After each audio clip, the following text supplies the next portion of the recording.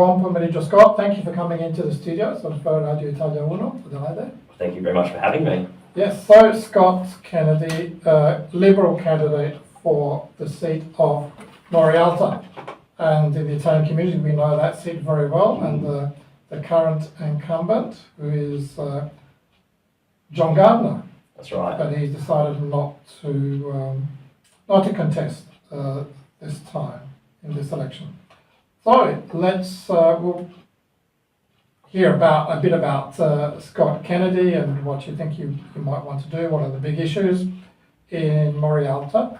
Tell us, what's the process? How did you get to be the candidate for Morialta? Yeah, no problem. So I think every party has a bit of a different process, but in the Liberal Party, effectively all the members of the Liberal Party who live within the district that has a vacancy basically can then put forward, or can have a contest, and so we call that process a pre-selection.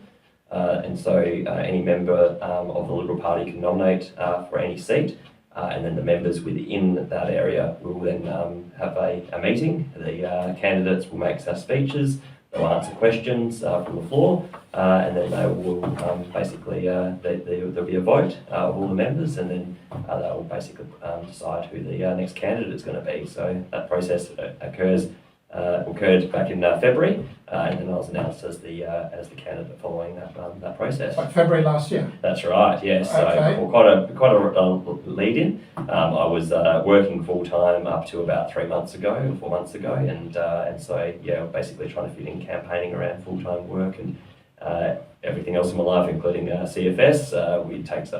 You try and manage it as best you can, but it can be quite demanding, so, yeah. Yeah, okay, well let's talk about those things that are otherwise claiming your time. You said up to 3 months ago you were working full time, so are you taking leave from work? Or? Yeah, no, I actually resigned, and it was a conversation I had with work. I worked in data analytics, so a company called Expose. They're basically a data analytics company focusing on things like artificial intelligence, a lot of the tech sort of industry, all those sort of big buzzwords that fly around all the time now.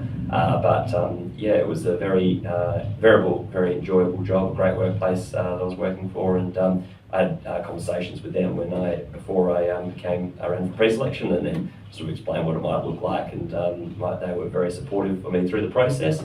But about 3 or 4 months ago, it became a bit too much to balance everything, and so I had a conversation at that point, and we sort of gone different, resigned, but we're in very good terms, and I'm sure that if things don't work out in politics for me, I'll be back there in a heartbeat. So yeah. Okay, so maybe explain to us, what does data analytics mean? And by the way, also one of my colleagues here is always asking about artificial intelligence when he interviews people, especially from a research background. So what does data analytics? Yeah, so it's a very interesting question. So a lot of organisations have data. They spreadsheet everything from their spreadsheets or more sort of advanced databases, and really data analytics is just about making better decisions using the data that people already have or businesses have. So we're a consultancy, so we work with businesses or government departments, and they'll come to us and they really have 2 things. They've got data and they've got a problem, and we are the consultants that would be engaged to actually marry the 2 up and use data analytics to solve that problem. So that was the process that we'd go through, and that could be anything from a sort of high-level strategy, or it could be as simple as what we call dashboards, where you have a graph with showing all sorts of data or insights, and someone's able to interrogate the data and find out answer questions they might have, or answer theories that they might have theories that they're then able to answer using those solutions that we build. So that's really data analytics, but it can be more advanced too, where we might have an AI solution, which might be a chatbot or something like that, someone can actually talk to and that kind of thing. So it's all very tech industry, yes. But at the end of the day, it's actually about solving business problems as well, and using evidence, which is data, to make better informed decisions. Cool. And you mentioned CFS, that's the Country Fire Service? That's right, yes, yeah. So it's been a big part of my life for the last 16 years. So I joined up after the Black Saturday bushfires occurred in Victoria. So that was in 2009.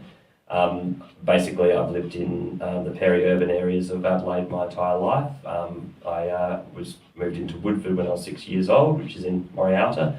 And when I saw Black Saturday, I thought, well, the same thing could happen here. And I thought, well, I'll just inquire with the CFS and see if they will need another volunteer. And they put me in touch with North Summit CFS, the local brigade, and I went up there on a training night, and I've basically been part of the furniture ever since. I moved house 9 years ago into Athelston, and I transferred brigades at that point. But effectively, the CFS is a volunteer fire service, so as opposed to the MFS, which is a paid fire service. And we primarily focus on rural incidents, so yeah, bushfires and that kind of thing. But where we're located in Athelston, we actually also integrate a lot with the Metropolitan Fire Service too. So a lot of the jobs we might go to actually might be, you might end up with 2 red trucks and 1 white truck. White truck being a CFS volunteer truck, you might actually end up with a bit of both, and that's quite common across the urban fringe of Adelaide as well. So well, it's very good that you managed to coordinate then across organisations. Yeah. And what's it been like this season? We've had a few hot days, but not a lot, I don't think, for Adelaide. Yeah. But I don't know, what's it been like up there? It's an interesting season. So we have had light, well, basically had a reasonable amount of rainfall through spring, but it wasn't sort of so much to soak the soil, and so then we had a lot of growth through December when the rain just simply stopped. And we sort of haven't had any rain sort of since then, and so we've got quite high fuel loads out there, and then it's actually all dried off through December and January, and so there's quite a bit of fuel as far as for a bushfire, from a bushfire perspective. So there's a bit of risk, but we've been lucky around Around Adelaide broadly. Obviously down south in the Fleurieu, there have been 2 quite large fires down there. Around Nikita, and then more recently in Deep Creek, so and Cape Jervis down there as well. So those have been fires that have burned for a couple of weeks on overall. So it's actually taken a long time. But we've actually gone down to those fires as well, because when we have large fires, the local crews obviously can't just continue to resource it, and so they pull in crews from elsewhere. So I've done a number of shifts down to those fires as well over the last month or so. So yeah. Yeah, as you said, a lot of it comes down to luck and how the weather turns. But clearly, you have a significant, substantial impact to protect houses. Absolutely, yeah. So, does that? Well, obviously, that's one item that might be of particular interest to the people in the electorate of Morialta. What have you been finding with your door knocking and whatever else you've been doing in these last few months? Yeah, so I always sort of break it down into sort of 2 different categories, and they're the local issues, that are things that are important to people in the local area, and there's also what I call statewide issues, and they're sort of the broader issues that are concerning people. And clearly, at the statewide level, the 2 biggest things I keep hearing about are affordability. So the cost of living is going up, the cost of business is going up, and people are concerned and stressed about how they're going to make ends meet. And that's a constant thing that I hear about, and probably the number 1 issue that comes up. There's also concern about healthcare too, and the access to healthcare, concern over ramping and those kind of things, and making sure that there's going to be the services available to people when they need them as well. So they're probably the 2 biggest statewide issues that I hear about when I'm out door knocking or at supermarkets. But there are also a number of local issues in Morialta as well, and so in Morialta runs basically from McGill, Uldana, Taringi, Woodford in the south, through Newton, Rostrevor and Athelston, and then up into Highbury and Vista. So it's quite a sprawling electorate, north-south.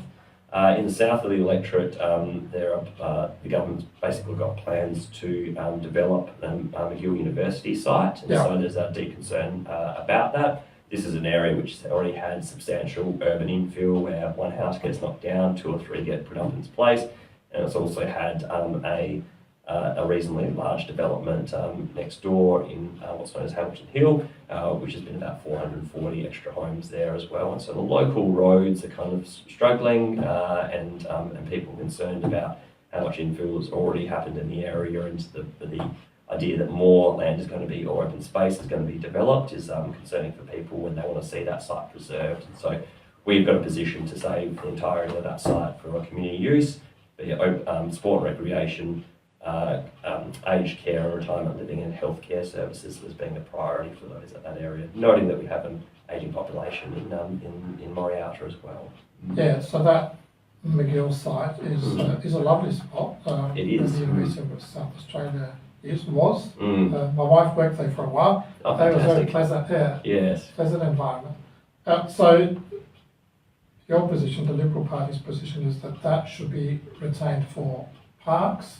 You said aged care. Aged care and retirement living as well is a big focus, and then also focusing on healthcare service as well. But sport and rec is a big part of it too, and that's probably there's two sides of the campus. There's obviously the eastern side, which currently wasn't currently used.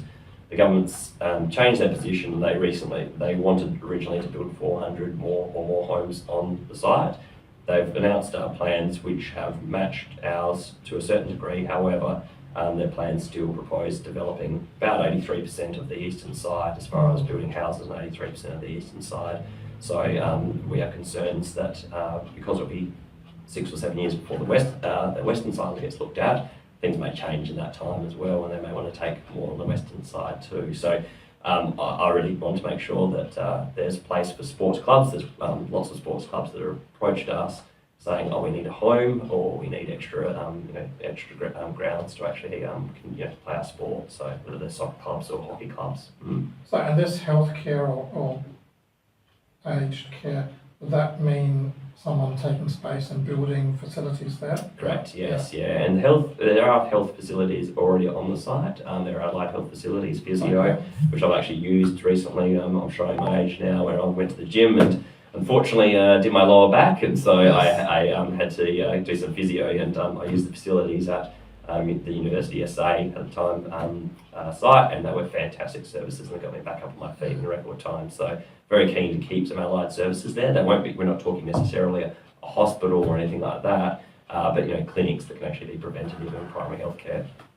Yeah, well, at least a couple of elections ago, one state MP came in and I don't know, I asked him what do people talk about door knocking. He said the single most pressing thing is on-street parking or off-street parking, which has then actually come up in some potential regulations around building houses and making garages Correct. big enough for 1 or 2 cars. Is that still an issue? Oh, absolutely, it's an issue. It's becoming probably more of an issue, it's an issue that's getting raised with me across the entirety of the electorate, north-south. It's a consistent theme that comes up, and people are deeply sort of frustrated by it because they're sort of going down their side streets and they're having to wait for a bunch of cars, and effectively all the side streets are now becoming one-way roads, but with having to wait, and there's not enough width for one car to fit through. So it is a problem.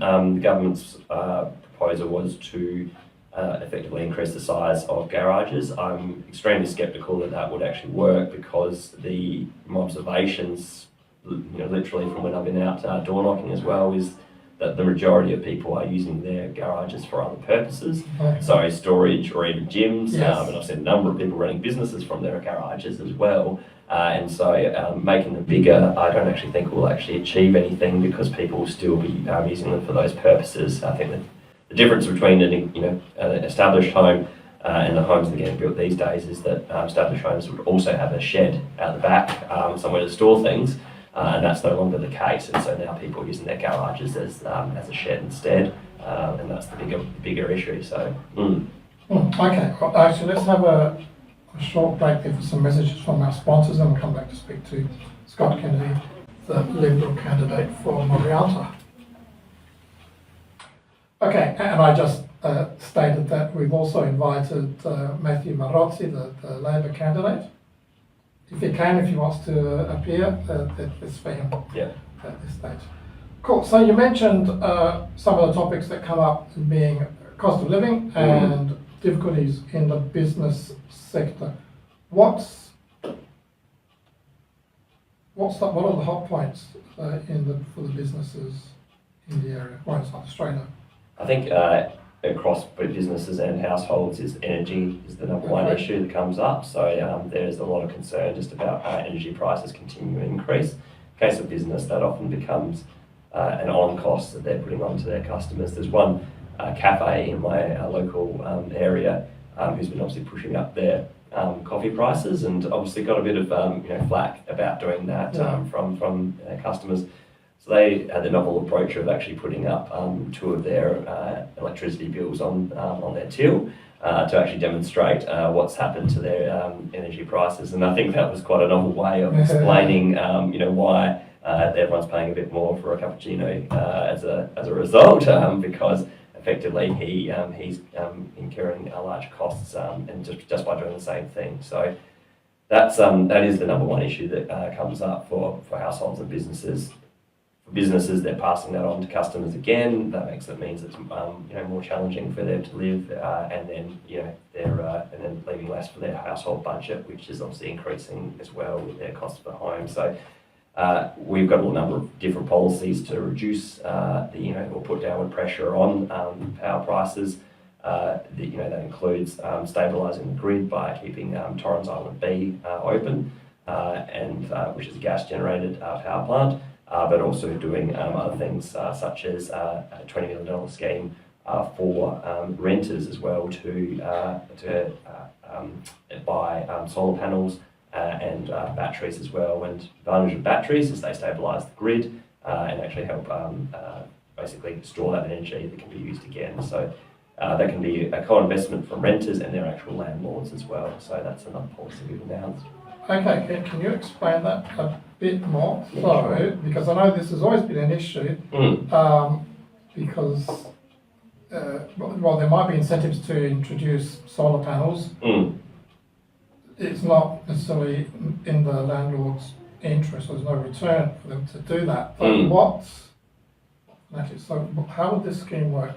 So it's two parts to it. There's a $2,000 subsidy and a $2,000 interest-free loan as well. Those two parts can be used for solar panels and batteries, and they can be invested in by both renters and landlords. So they could actually effectively go halves each and then get that installed on those properties. So the advantage obviously then is to the renter is they're paying less for energy. The building itself then is more attractive to the landlord to actually be leasing that property as well. So there is incentive for those to make that for landlords and renters to actually co-invest in those. Yeah, so I guess you still need the landlord to see or recognise that there might be a more attractive property if they do that, yes. Yeah, it still remains, yes, that's cool, that's interesting. It still remains a difficult one. Yes. Because both the renter needs to figure out how or why it's in their interest. So hopefully you've got long-term tenancies. Yes. Yeah, well, I mean, rental laws have changed in South Australia where it is a lot, obviously more difficult for a renter to be evicted.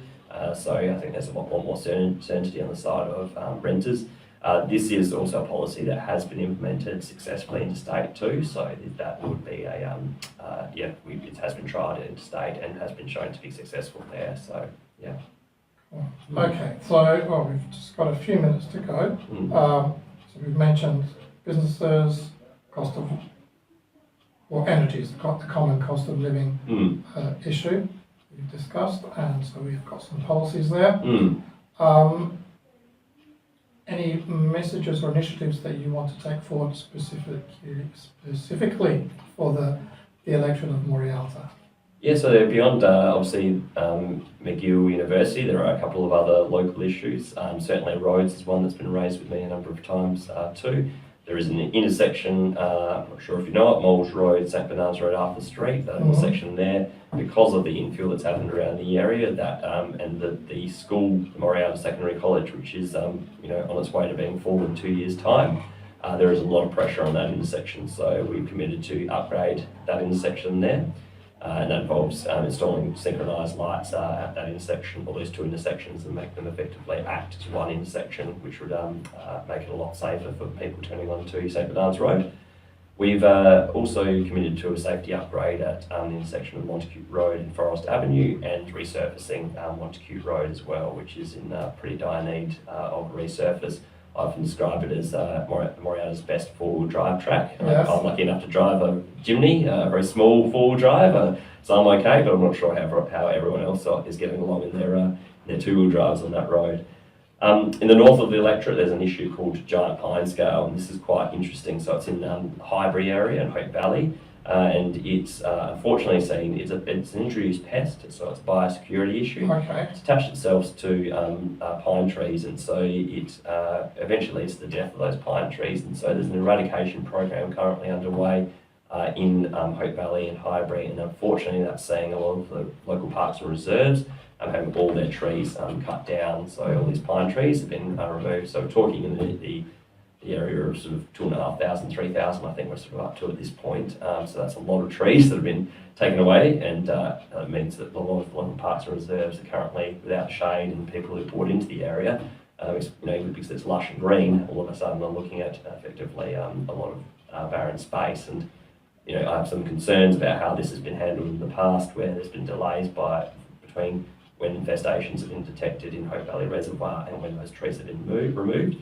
and that seems to have led to a greater spread across of this pest. And so I think the government has been caught short in actually dealing with this quickly. Obviously, with biosecurity issues, you want to get on very quickly as well. So that is currently an issue that's still ongoing, and there's a number of further detections that are coming out, and more trees that are getting cut down on a regular basis, and so people are very upset up there. Is there a plan to replace the trees?